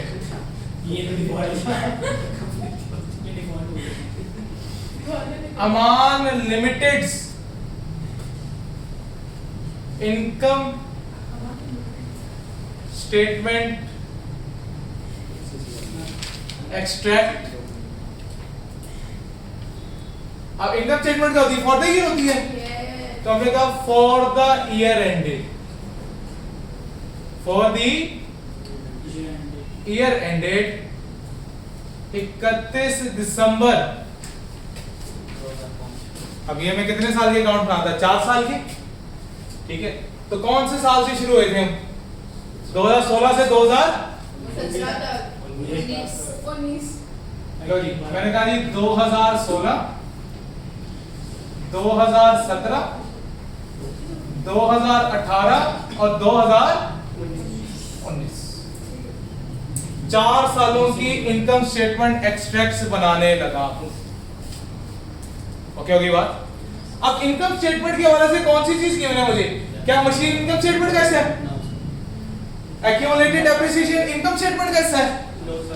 Depreciation yes sir depreciation है, लेकिन डेप्रिसिएशन किस हेड का हिस्सा है? एक्सपेंसेस में। यस सर डेप्रिसिएशन कहाँ लिखते हैं? तो पहले क्या हेडिंग दोगे यहाँ पे?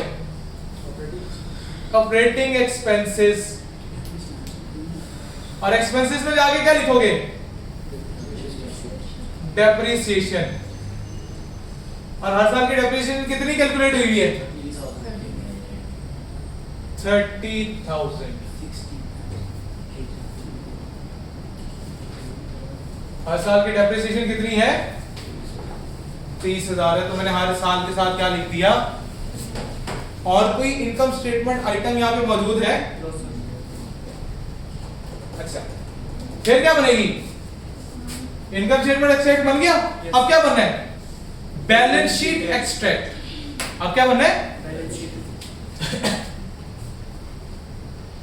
अच्छा, अब हम लिखेंगे फिर से Aman limited's balance sheet extract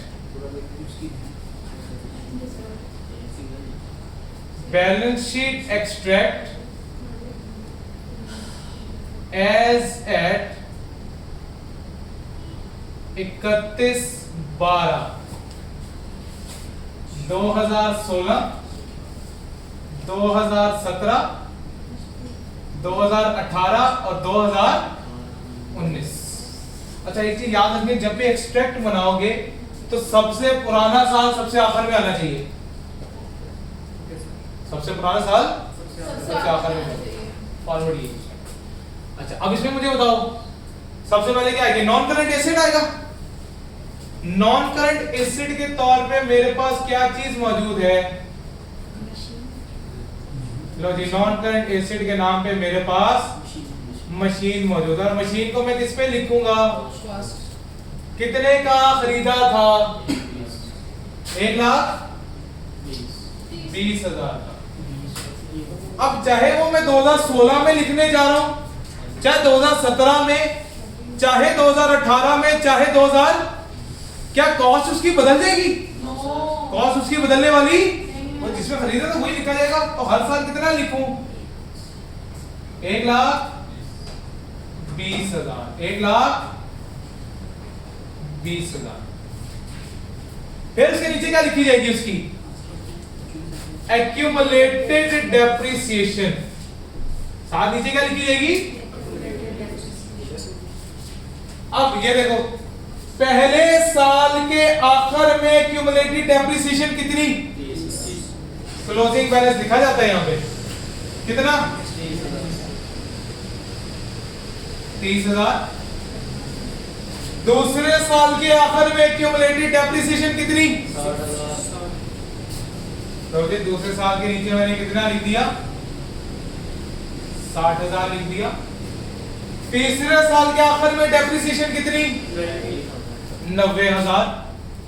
मैंने जाके यहाँ पे 90,000 लिख दी। और चौथे साल के आखिर में तो पीछे मेरे पास कितनी WDV आ गई? WDV कितनी आ गई? इधर आ गई 90,000, इधर आ गई 60,000, इधर आ गई 30,000 और इधर आ गई 0। WDV आप कैरिंग वैल्यू को बोल रहे हैं? कैरिंग वैल्यू को बोलते हैं, रिटर्न डाउन वैल्यू।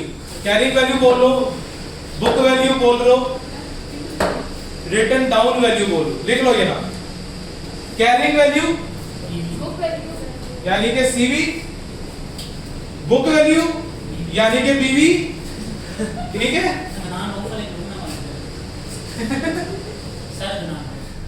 हाँ अब बात सही की।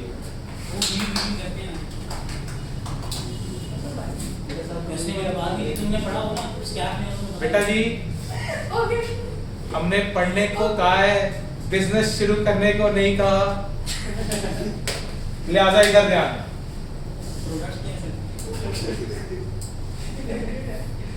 ये वाली कहानी से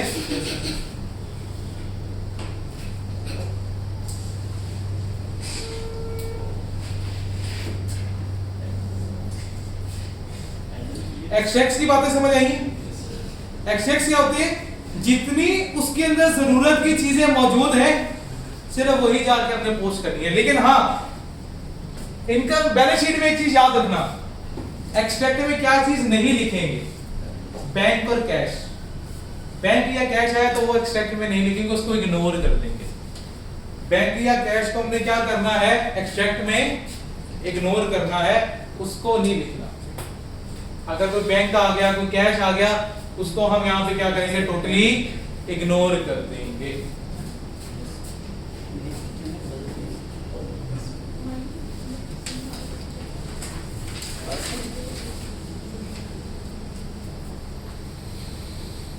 जी भाई, ये वाली कहानी क्लियर? इस पूरे सवाल में कोई मसला? ओके, आगे चलें। Yes sir. क्वेश्चन नंबर 4 और क्वेश्चन नंबर 5 ये आप लोगों का होमवर्क है। ठीक है, ये आप लोगों ने करना है। और ये मैं फिजिकल प्लस ऑनलाइन दोनों से मुखातिब हूँ वही के दोनों ने करना है। ऑनलाइन वाले भी करेंगे, ऑनलाइन वाले करके मुझे व्हाट्सएप करेंगे पर्सनली और तुम लोग मुझे चेक करवाओगे, ठीक है। अब जितना भी होमवर्क है वो साथ साथ करना है।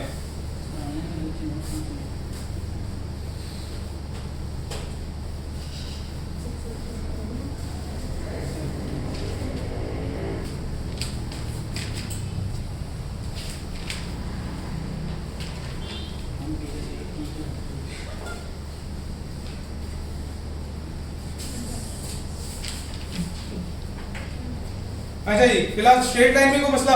No sir. हाँ जी, अगला सगा आ गया। कौन?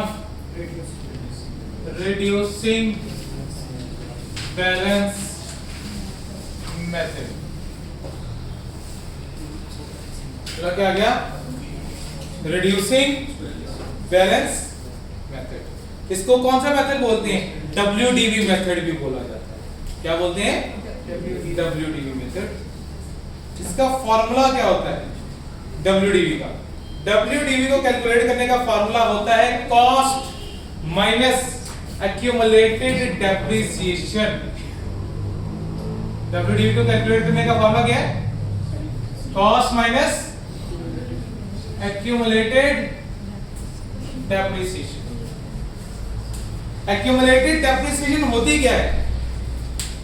डेट ऑफ परचेज से करंट डेट तक टोटल कितनी डेप्रिसिएशन चार्ज हो चुकी है, ये मुझे कौन बताता है? एक्यूमुलेटेड डेप्रिसिएशन बताता है। कौन बताता है? Accumulated depreciation. सर दोबारा से रिपीट करें। बल्कि एक मिनट, एक सवाल मैंने पहले करवाना, उसके बाद आता हूं उसके ऊपर।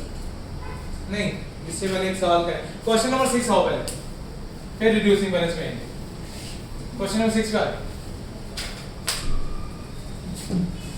सवाल नंबर 6, सवाल की रिक्वायरमेंट पढ़ लो। Prepare the machine account. क्या कह रहा है? Prepare the machine account, depreciation account and accumulated depreciation account by using straight line and WDB ignore कर दोगे। सिर्फ अभी मुझे क्या कैलकुलेट करना है? Using straight line method for the year 2019 and 2020। कितने साल के अकाउंट्स बनाने हैं? 2 साल के अकाउंट्स बनाने हैं। कितने साल के अकाउंट्स बनाने हैं? 2 साल के अकाउंट्स बनाने हैं। क्वेश्चन नंबर कौन सा है? 6। एसिड का नाम क्या है भाई? Machine account.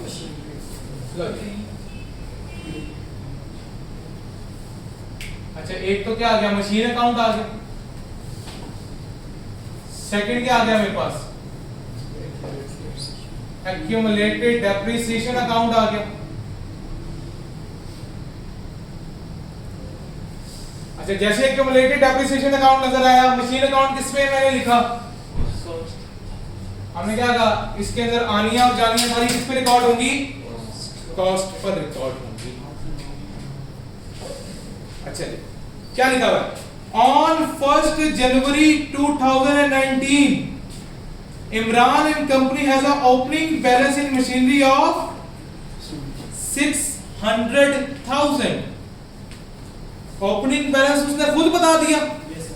पिछली बार ओपनिंग बैलेंस नहीं था, इस बार मेरे पास ओपनिंग बैलेंस मौजूद है। अच्छा, मशीन अकाउंट का ओपनिंग बैलेंस एक कौन सी तारीख का? 1/1/2019। लो जी, 1/1/2019 ओपनिंग बैलेंस कितना? 600,000। ठीक है, साथ में क्या दिया उसने? accumulated depreciation as 2 lakh। accumulated depreciation की नेचर क्या होती है? Credit nature. तो क्रेडिट नेचर में जाके मैंने क्या लिखा? 1/1/19 को ओपनिंग बैलेंस 200,000 आ गया। Yes sir. अच्छा जी, उसके बाद पढ़ते हैं Imran and company has purchased a new machine costing 90,000। क्या हुआ? एसिड की आनिया हुई 1 अगस्त किस तारीख को? 1/8/2019 को। कितने की आनिया हुई? 90,000। हमने क्या कहा था? जितनी आनिया है वो डेबिट साइड में, जितनी जानिया है वो credit side. It purchased another machine costing 50,000 on 1/5। हम कौन से साल में खड़े हैं? ये किसकी बातें कर रहे हैं?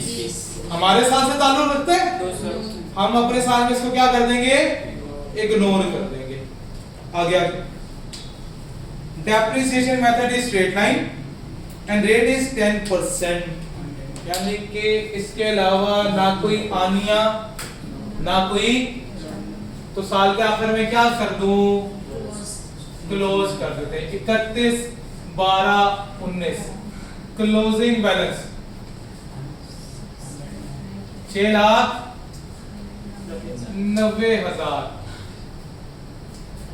पिछले साल का क्लोजिंग, अगले साल का कब, कौन सी तारीख को? 1/1/2000। ओपनिंग बैलेंस कितना आ गया? 6,90,000। अब 2020 में खड़े होके बताएं, क्या कोई 2020 में कोई एसिड आया या गया? कब आया? 1/5/20।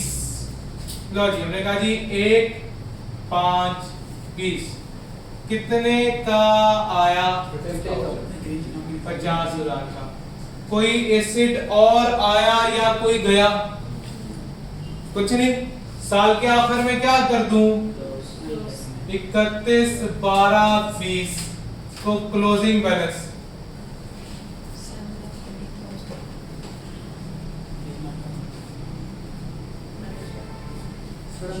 इन 2 लाइन की जगह पे फुल लाइन लगा दो। नहीं, फुल लाइन नहीं लगानी, 2 लाइन। अकाउंटिंग की टर्म में ये यूज किया जाता है। तो यहाँ 2 लाइन लगाते हो तो दैट मींस कि you are ending the year. Clear? यहां तक समझता? No sir. अब क्या आ गया? इसकी डेप्रिसिएशन पे आ गए। अब क्या करेंगे? साल के आखिर में डेप्रिसिएशन चार्ज होगी कौन सी तारीख को? 31/12/19 को। डेप्रिसिएशन वर्किंग नंबर नहीं, वर्किंग नंबर 1 डेप्रिसिएशन ऑफ 2019। अब डेप्रिसिएशन कैलकुलेट करने का तरीका, depreciation on opening assets excluding disposals। इसका क्या मतलब है? साल के शुरू में जितने एसिड्स मेरे पास मौजूद हैं, उनमें से अगर कोई एसिड साल के दरमियान में बिक गया है तो उसको यहां से क्या कर देंगे? निकाल देंगे। साल के शुरू में मेरे पास कितने रुपए के एसिड थे? 6 लाख के।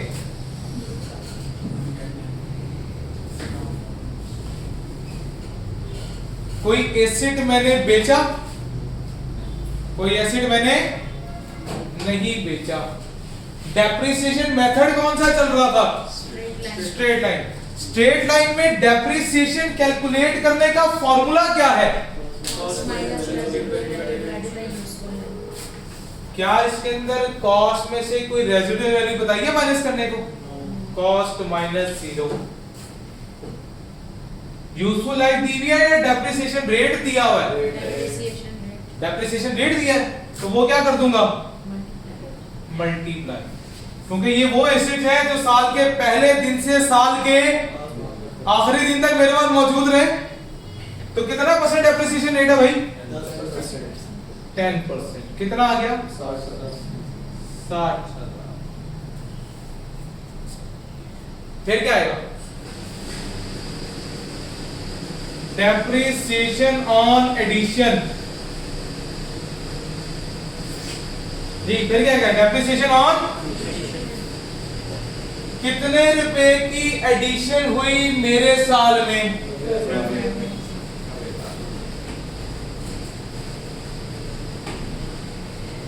Minus residual value 0 multiply bye 10%। क्या ये एसिड पूरा साल इस्तेमाल हुआ, पूरा साल इस्तेमाल, किस तारीख को खरीदा था, यकम 8 को। अब मुझे देखना है कितने महीने मेरे साल में इस्तेमाल हुए। 8 का पहला महीना, अच्छा उंगलियों पे गिन लेना, ठीक है, ये ना करना कि जुबानी कलामी गिन लो, कोई कुछ नहीं कहेगा। उंगलियों पे गिन भी लोगे ना तो मैं कोई नहीं कहेगा अनपढ़ जाहिल गवार हो, कोई कुछ नहीं कह रहा, ठीक है। तो गिनती करनी है, ये देखो 8 पूरा, 9 पूरा, 10वां महीना पूरा, 11वां पूरा, 12वां, कितने महीने, 5 महीने। तो 5 महीने की डेप्रिसिएशन चार्ज होगी, कितनी आ गई भाई, 3750। साल के पहले दिन साल के आखिरी दिन तक जो एसेट है उनका भी डेप्रिसिएशन चार्ज होगी, एडिशन के ऊपर भी होगी। और कुछ रह गया, तो इस साल का क्या कर दो, टोटल कर दो, कितना आ गया 63,700। ये क्या आ गई, साल की डेप्रिसिएशन आ गई।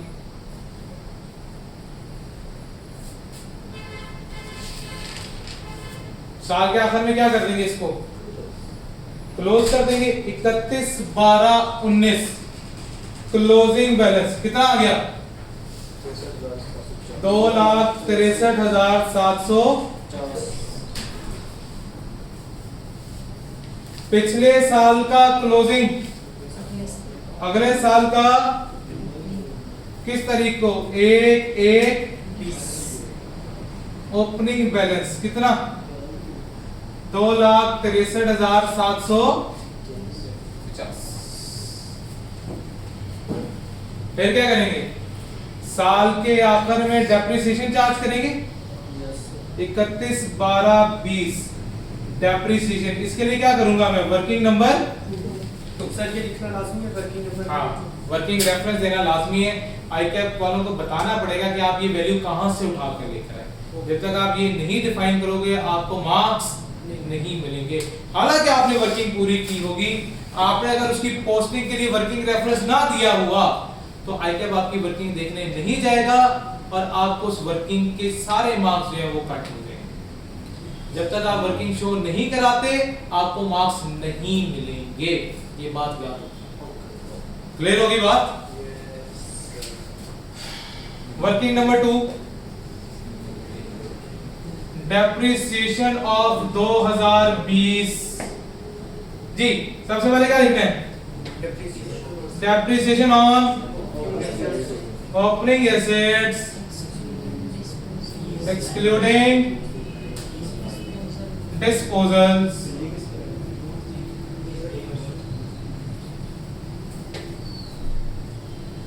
हाँ जी 2020 में बताइए जी मेरे पास ओपनिंग एसेट कितने के मौजूद हैं, 6,90,000 के।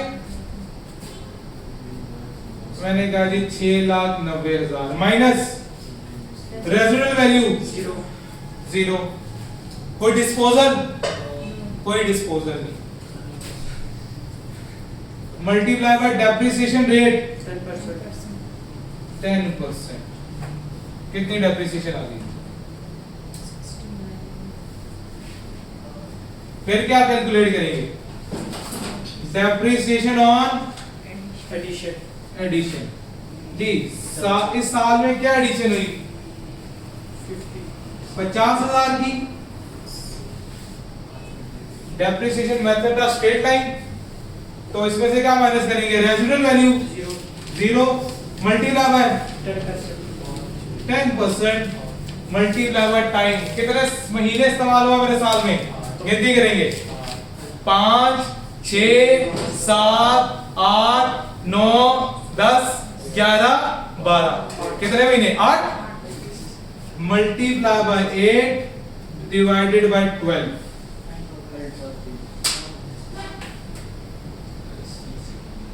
टोटल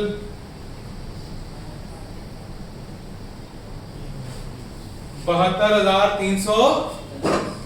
लो जी, साल की डेप्रिसिएशन कैलकुलेट होगी 72,300। साल के आखिर में क्या कर देंगे? इसको क्लोज कर देंगे। 31 12 20 क्लोजिंग बैलेंस कितना आ गया? 3,36,083।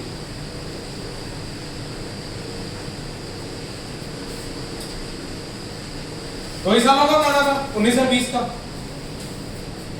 एक क्या अकाउंट रह गया? Depreciation account.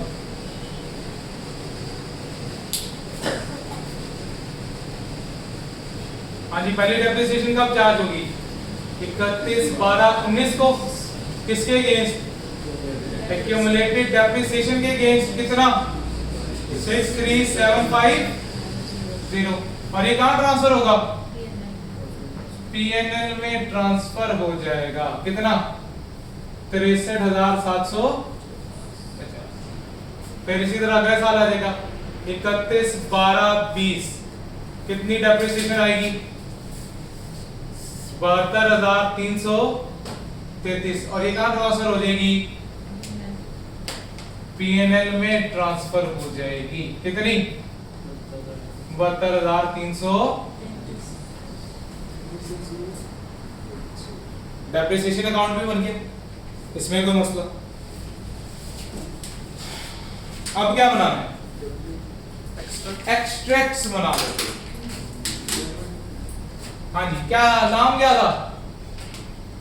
Imran limited income statement extract. Income statement extract for the year ended 31/12/2019 और 2020। हाँ जी, इनकम स्टेटमेंट आइटम कौन सी गिवन है? यहाँ पे एक्सपेंस गिवन है। कौन सा? डेप्रिसिएशन। कितनी डेप्रिसिएशन गिवन है? पहले साल की 63,750 और दूसरे साल की 72,333 बन गई। फिर उसके बाद क्या बना? इमरान लिमिटेड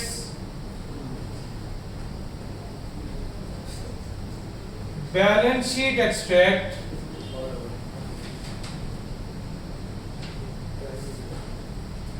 एज एट 31/12/2019 और 2000।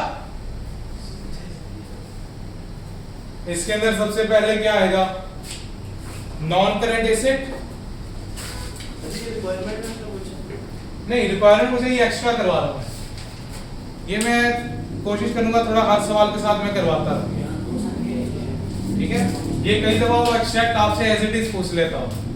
ठीक है, तो ये आपको आने चाहिए जी। नॉन करेंट एसेट सबसे पहले आ जाएगा। Non current asset. ठीक, नॉन करंट एसेट में सबसे पहली चीज क्या आ गई मेरे पास? मशीन। और मशीन किस पे लिखी जाएगी? अपनी कॉस्ट पे। ये कब बन रहा है? साल के आखिरी दिन, तो कॉस्ट ऑफ क्लोजिंग बैलेंस क्या आ रहा है साल के आखिरी दिन? 6 लाख। तो जी हमने कितना लिख दिया? 6 लाख। और 2020 के आखिर में कितना बैलेंस आ रहा है? 7,40,000 लिखा गया। फिर इसमें से क्या माइनस कर देंगे? Accumulated depreciation. वो भी कौन सी? क्लोजिंग। पहले साल की क्लोजिंग कितनी है? 263 750 और यहाँ पे 336। तो पीछे क्या रह जाएगी? WDV रह जाएगी। कितनी कितनी आ रही है भाई? वैसे WDV लिखने की जरूरत नहीं है, ऐसे भी काम चल जाएगा। इतना भी लिख देंगे तो एक्सेप्ट आपका एक्सेप्टेड है।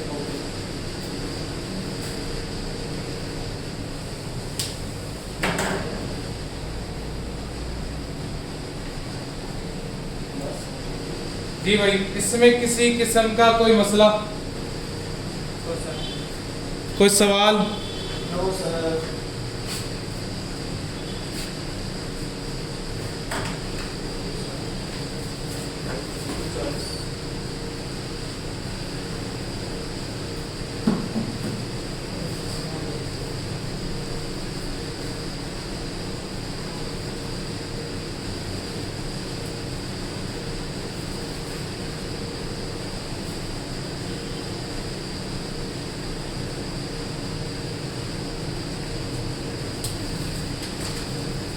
ये वाली कहानी क्लियर है?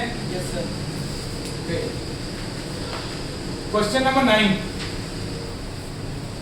ये मिटा दूं? Yes sir. मिटा दीजिए। ये जो इसने क्वेश्चन में वो कहा है ना by using state and WDV मतलब फिर वो उसको रिड्यूसिंग बैलेंस रिड्यूसिंग वाला सर नहीं, मैं भी करवा रहा। वो कॉन्सेप्ट कल स्टार्ट करेंगे। आज सिर्फ मैं स्ट्रेट लाइन के ऊपर बातें कर रहा हूँ, ठीक है?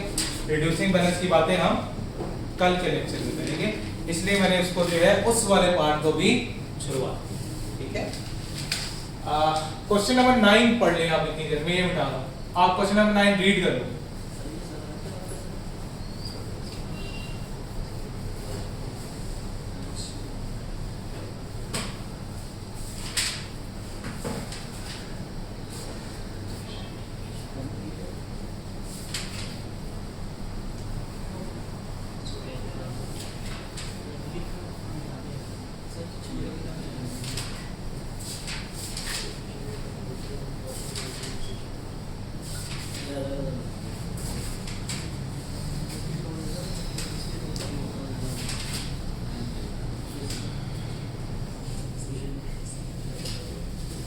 सर टाइम हो गया ना?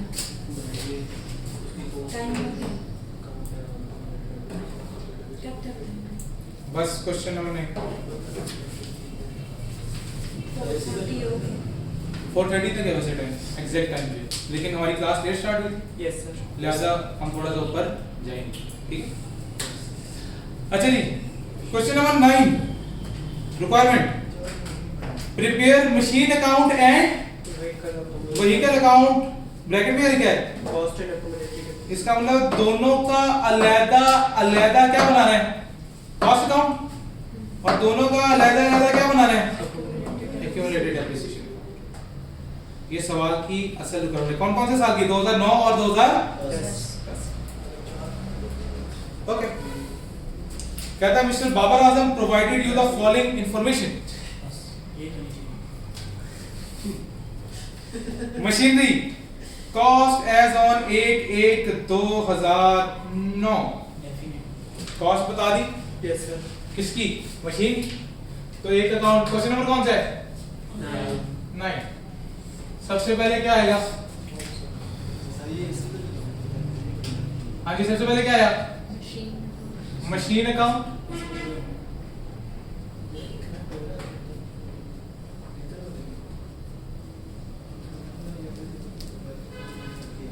मशीन अकाउंट के साथ क्या बनेगा उसका? Accumulated depreciation account of machine. साथ में क्या बनेगा? मशीन के साथ दूसरा भी क्या था? Vehicle account. व्हीकल अकाउंट किसमें बनेगा? कॉस्ट पे। साथ में क्या बनेगा? Accumulated depreciation account at vehicle. नहीं, ये दो टी अकाउंट जो है वो मैंने प्रोड्यूस करने हैं। असल सवाल की रिक्वायरमेंट यही, ठीक। हम एक्स्ट्रा भी कुछ कर लेंगे। हाँ जी, एक 2009 का ओपनिंग बैलेंस बताया मशीन का? Yes sir, 6 lakh. हाँ जी, एक 2009 ओपनिंग बैलेंस 6 लाख। व्हीकल का ओपनिंग बैलेंस 2009 का 7 lakh. 7 lakh. Accumulated depreciation of machine का ओपनिंग बैलेंस 2009 का 2.5 लाख। और व्हीकल का ओपनिंग बैलेंस 2009 का 90। ये वाला काम हो गया। इसके बाद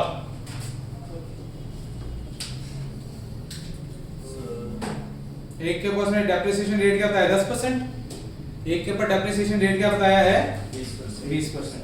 किसी की कोई रेजिडुअल वैल्यू बताई? कोई रेजिडुअल वैल्यू नहीं। अभी मैं कौन से साल में? 2009 में। Yes sir.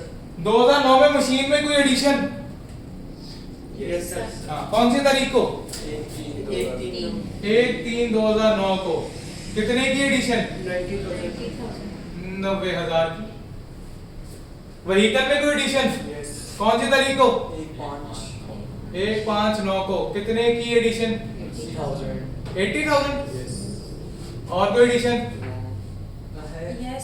कौन सी तारीख को? 1/6/9 को। कितने की एडिशन? 1 लाख की। और कोई एडिशन, कोई डिस्पोजल? No sir. 2009 में कुछ नहीं है। 2009 के अकाउंट्स को क्लोज कर दूं। लो जी, 31/12/2009 क्लोजिंग बैलेंस 6,90,000। Yes sir. पिछले साल का क्लोजिंग, अगले साल का ओपनिंग बन गया कितना? 6,90,000। इसी तरह इसको भी क्या कर दिया मैंने? 31/12/9 को क्लोज कर दिया। कितना आया? 8,80,000। पिछले साल का क्लोजिंग, अगले साल का ओपनिंग बन गया कितना? 8 लाख। हाँ जी, 2010 में बताएं कोई एडिशन, कोई डिस्पोजल व्हीकल में या मशीन में? No sir. कुछ नहीं है। तो इसको भी क्या कर दूं साल के आखिर में? क्लोज। 31/12/10 closing balance 6,90,000। इसी तरह इसका भी क्लोजिंग बैलेंस क्या आ गया? 31/12/10 का 8,80,000।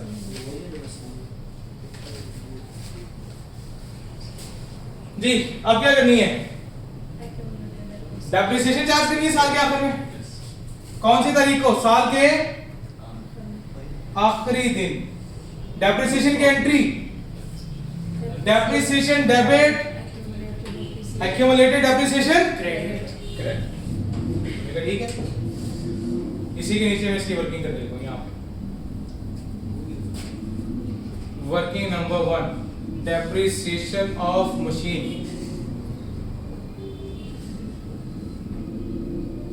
सबसे पहले कौन सा साल? 2009। सबसे पहले कौन सा साल आया? 2009। क्या करें? Depreciation on opening assets excluding disposals. हाँ जी, ओपनिंग एसेट कितने के 2009 में? 6 लाख। 6 लाख। मेथड कौन सा? Straight line. Yes sir. तो माइनस क्या करेंगे? रेजिडुअल वैल्यू कितनी? 0। रेट दिया हुआ या लाइफ दी हुई है? रेट। तो मल्टीप्लाई किससे कर दें? 10%। 10% से कितना आ गया? 60,000। फिर क्या आएगा? Depreciation on addition. कितने की एडिशन हुई? 90,000। 90,000 की। Multiply by depreciation rate 10%। कितने महीने इस्तेमाल हुआ मेरे साल में? 10 तीसरे से गिनना शुरू करेंगे। 3 4 5 6 7 8 9 10 11 12। कितने महीने? 10 महीने। मल्टीप्लाई बाय 10 डिवाइडेड बाय जी 7500। क्या कर रहे हैं? टोटल कर दें 67,500। लो जी, साल की डेप्रिसिएशन आ गई 67,000। वो डिस्पोजल तो थी नहीं, तो साल के आखिर में मैंने क्या कर दिया इसको? 31/12/9 क्लोजिंग बैलेंस कितना? 3,17,500। एग्रीड? सर अगर डिस्पोजल होता तो माइनस कर। हाँ, वो माइनस करते हैं। अभी आएगा आगे, डिस्पोजल भी आ जाएगा। पिछले साल का क्लोजिंग, अगले साल को अगले साल का ओपनिंग आ गया। कौन सी तारीख को? 1/1 ओपनिंग बैलेंस कितना? 3,17,500। साल के आखिर में क्या की? डेप्रिसिएशन चार्ज की। इसके लिए मैंने फिर आ गया 2010 की वर्किंग में। 2010 क्या करेंगे? Depreciation on opening assets excluding disposals. जी, ओपनिंग एसेट कितने के? 6,90,000 के minus residual value 0 multiply by depreciation rate 20%। 10%। 69,000। कोई साल में एडिशन? कोई एडिशन? नहीं। तो साल का क्या कर दूं? चार्ज कर दूं, और साल के आखिर में इसको क्या कर दूं? 31/12/10 क्लोजिंग बैलेंस। हाँ जी, 3,86,500।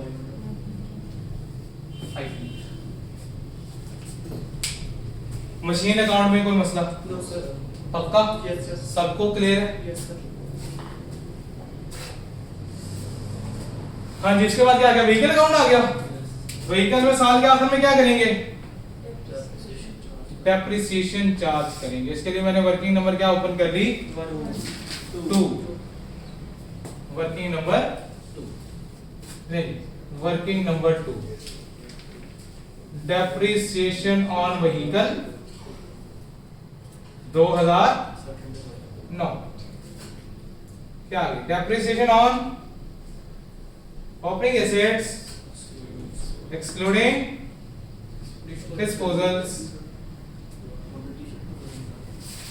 हाँ जी, 2009 में opening 7 lakh minus 0 multiply by 20%। कितना आ गया? 1,40,000। फिर क्या आएगा? Depreciation on addition. जो नया एसेट आया उसके ऊपर डेप्रिसिएशन कितने का आया? नया एसेट 80,000 का माइनस 0 मल्टीप्लाई बाय 20%। क्या पूरा साल इस्तेमाल हुआ? पूरा साल इस्तेमाल कौन से महीने में खरीदा? 5वें में? 5 6 7 8 9 10 11 12। कितने महीने? 8 महीने।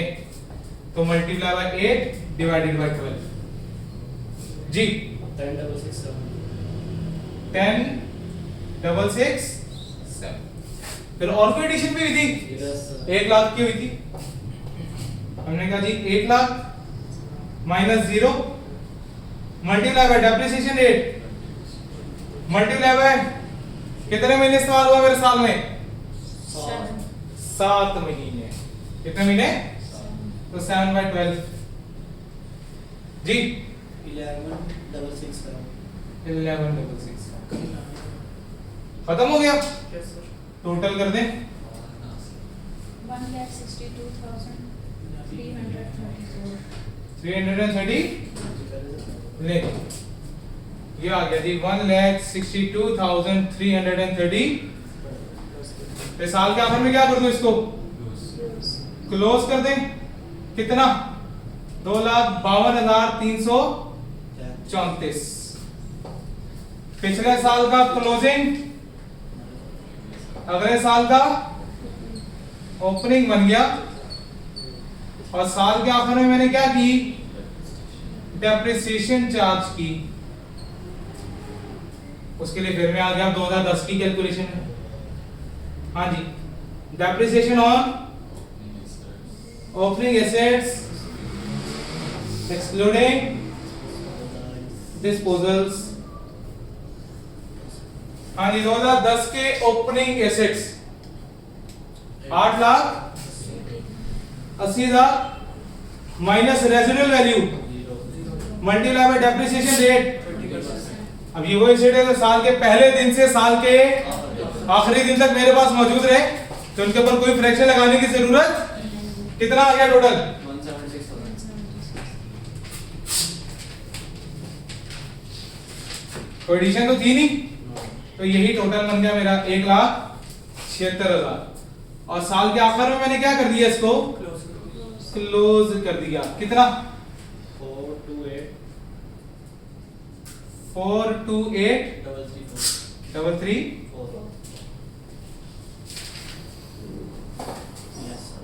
यहां तक मसला क्लियर है।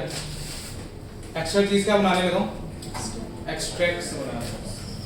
कंपनी का नाम क्या था हाँ जी बाबर आजम्स इनकम स्टेटमेंट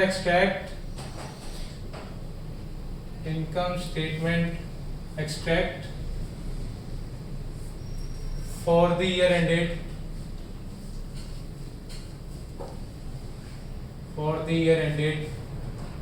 31/12/2009 और 2000।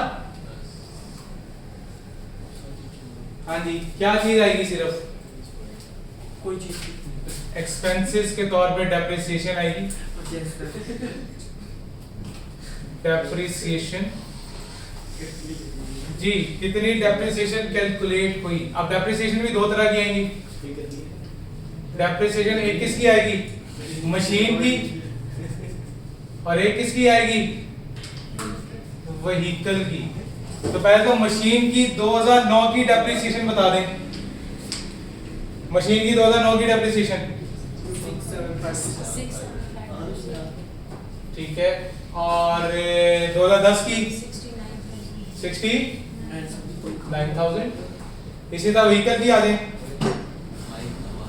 व्हीकल की कितनी आ गई 2009 की 162,334 और इसकी कितनी आ गई 2010 की 176,000। बन गया इसमें कोई मसला। इसके बाद क्या आ गया बाबर आजम्स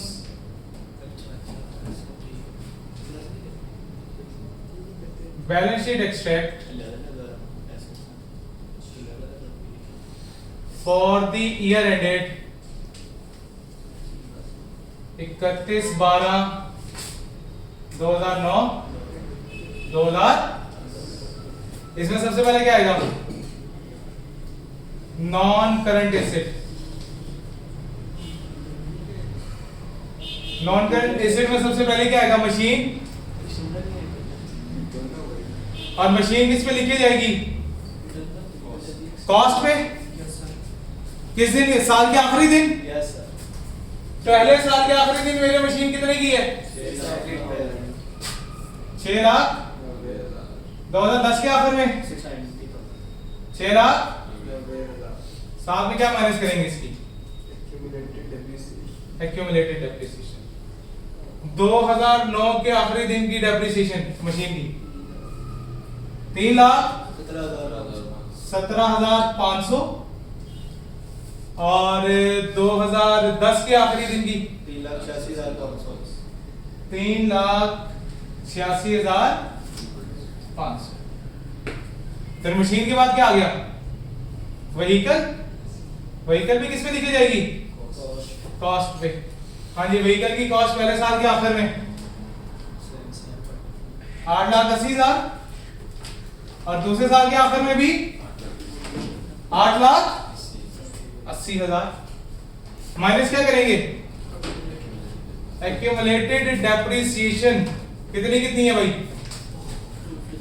2,52,334 और अगले साल की 4,28,300।